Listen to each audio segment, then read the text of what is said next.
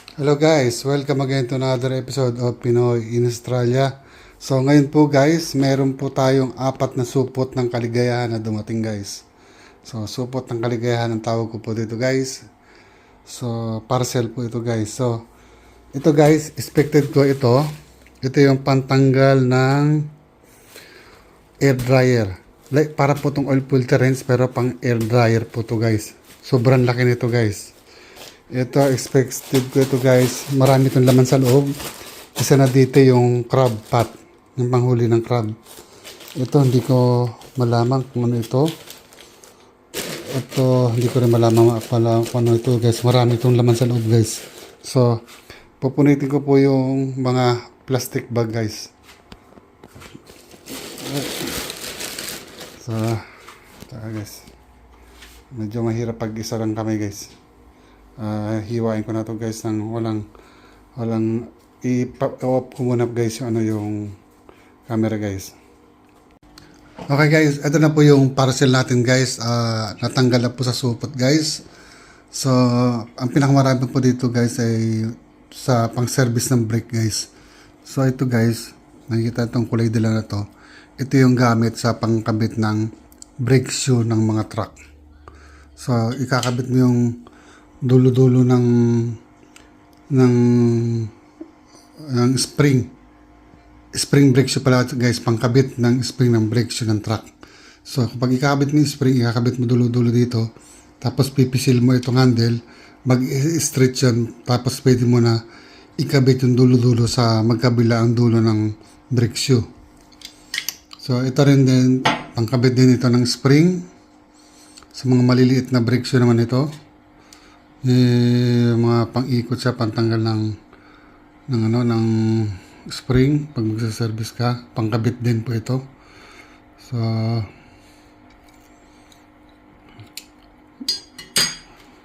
etong isa na to guys, panghila rin ito ng spring guys.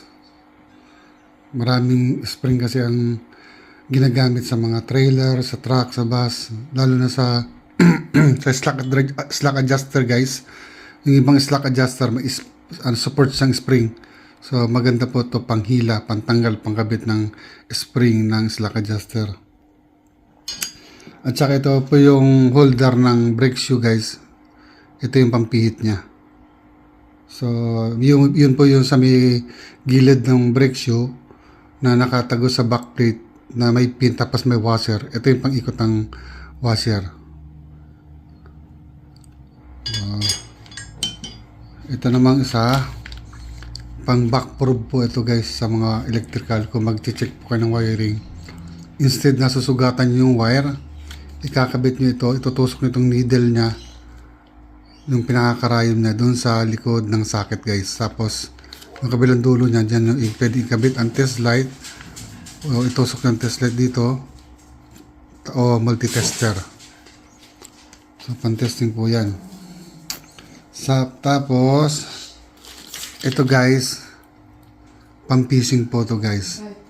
Ito yung pantanggal ng hook. Kapag nahuli mo na yung isda, tatanggalin mo hook sa bibig ng isda, ikakabit mo ito dun sa line, ipapasok mo ito sa line, tapos ipapasok mo ito sa bibig ng isda, tapos itutulak mo yung hook para bumitaw. So meron akong dalawa. Ngayon, bumili po ako ng impact extension. Meron ako dati na ito guys, pero nasira din.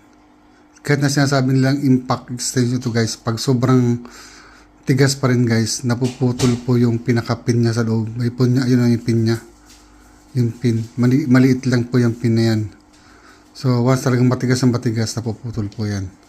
So, bumili po ako ng 1 set.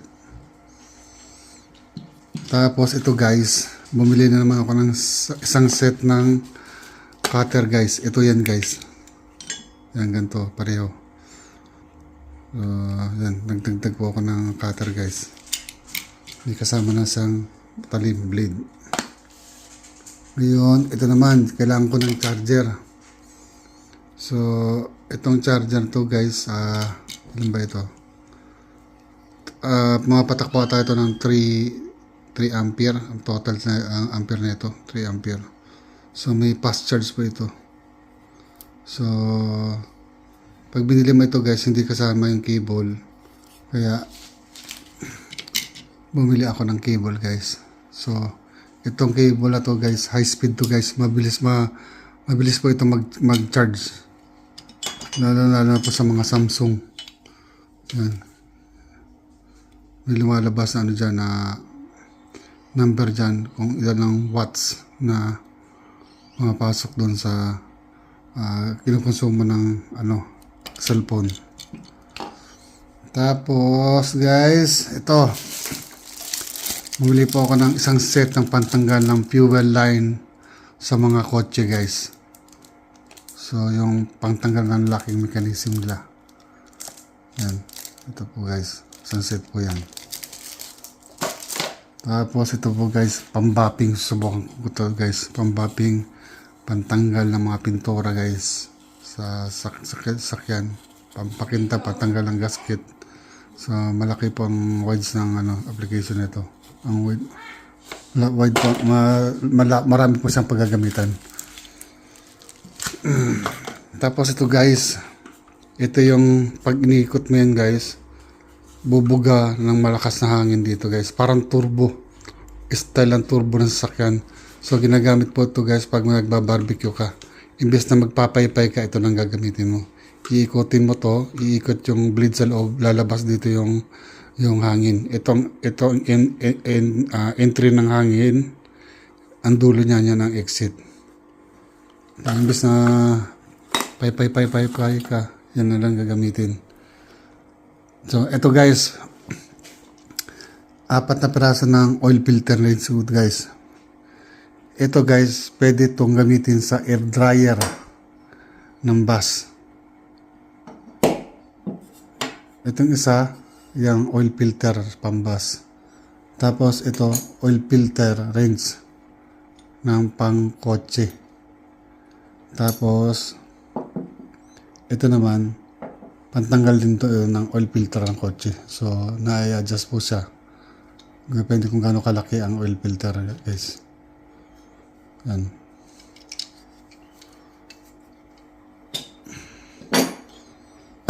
Yan. Ito. So ano to guys, heavy duty to guys. Kasi pag hindi ganito ang oil filter rinse gagamitin mo sa air dryer at saka sa oil filter ng mga truck, minsan strap guys, so sobrang tigas ng oil filter, kapag hinigpitan mo so ng mechanic yung oil filter during installation, pag siservisan mo siya, napakahirap niyang tanggal, napakatigas, durug-durug na yung oil filter, pipi-pipi na, ayaw pang matanggal. Pero ito guys, dahil sa malapad yung yung sakop niya, hindi mo basta-basta pipipi yung katawan ng oil filter. Luluwang at luluwang siya guys. Yan. Hindi gaya yung strap type guys. Strap, nasisira siya guys. Ito matibay ito guys. So nung nakita ko to online, talagang hinanap po ito guys. Nakita ko to napanood ko sa video sa guys, sa Facebook, sa Reel. So hinahanap ko to online na nakita ko nito. Yan. So ito, marami pong size ang nahawakan nito guys, hanggang 80 o 90 mm po ata ito guys. Gusto kong bilhin sana yung mas malaki, kaso mo yung mas malaki masyadong mahal. Para na rin sa mga ganito yun. Pero ito mas maganda itong maliit. Pero kung sakasakali maka-encounter ako ng matigas na oil filter, itong dalawan talagang patintim panlaban guys. Talagang pangsabakan ito. Sobrang tibay niyan guys. Bakal na yan guys. Ito naman guys, nipad. Nipad. Kasi lagi po tayong nakaluhod para hindi masugatan yung tuhod po natin. Sa hindi ganun mapudpud yung tuhod ng pantalon natin, hindi mabutas. Lalo pag may mga langis-langis. Tapos ito guys, crab pot guys. Panghuli to ng alimango guys. So post ko muna guys para maibok ako. So, yun po yung crab pot guys. Hindi ko lang alam kung effective ito kasi kita nyo guys yung opening nito.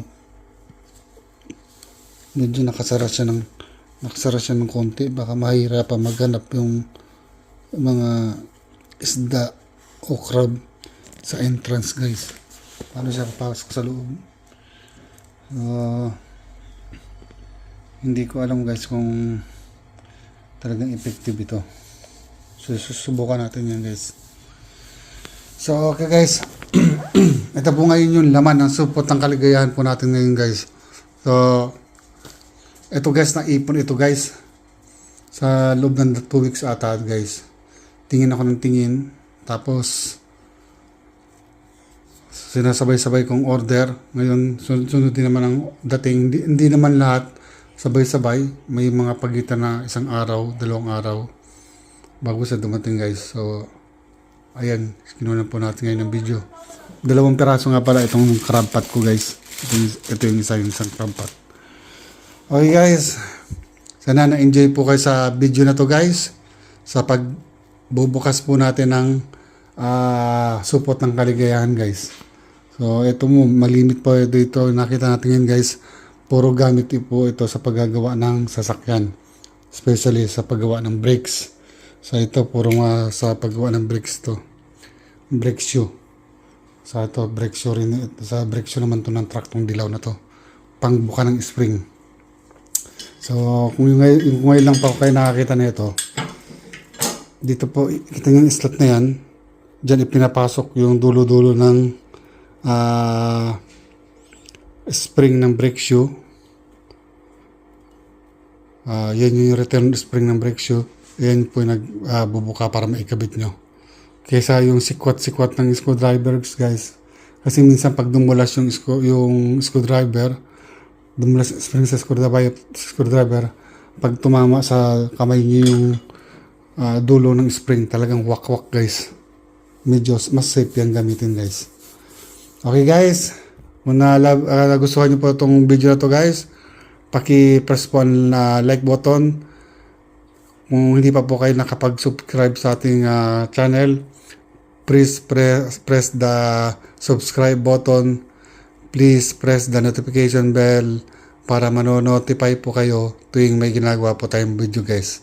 So sa ngayon guys, lalo muna tayo sa paggawa ng video na paggagawa ng sakyan. Pero may mga nakaabang na po tayong gagawin guys.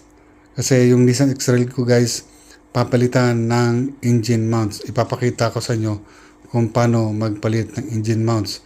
Yung isang Toyota Arion po ng anak ko, may problema po yung shock sa likod, naglalagatok. Gagawan po natin ng video yon. Tapos yung Toyota Kluger, meron na naman pong problema. Yung harap kanang CB joint, outer CB joint na nasa kanan guys, tumutunog siya. Nagnanak siya guys. So gagawan po natin ng video paano i-diagnose po yun guys. Okay guys, kita-kita po tayo sa susunod na video guys. Paalam, goodbye. See you in the next video. Paalam, ciao.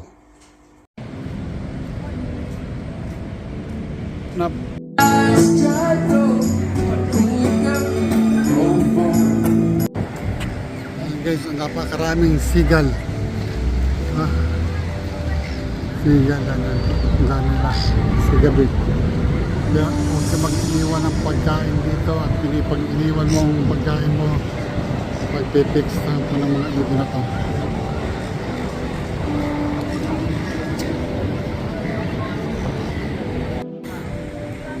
Hello guys, ito pumunta na naman po kami sa Surface Paradise sa Gold Coast. Sobrang lamig guys, lakas ng hangin. Makikita nyo parang may hamog guys. Ano po yan, parang hamog yan galing sa dagat, iniipan ng hangin galing sa alon. Ang mararamdaman mo na dumadampi sa balat mo yung parang ambon.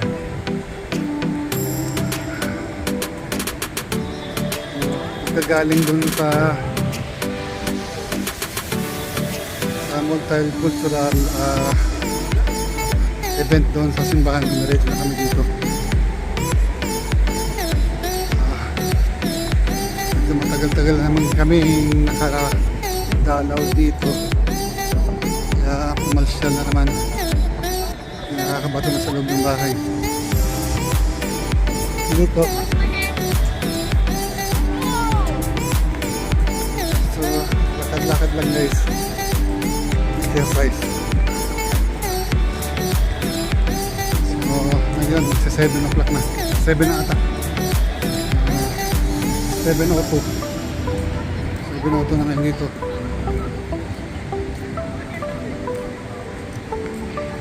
Yung lugar na to, buhay na buhay po ito gabi. Dito natutulog itong lugar na to.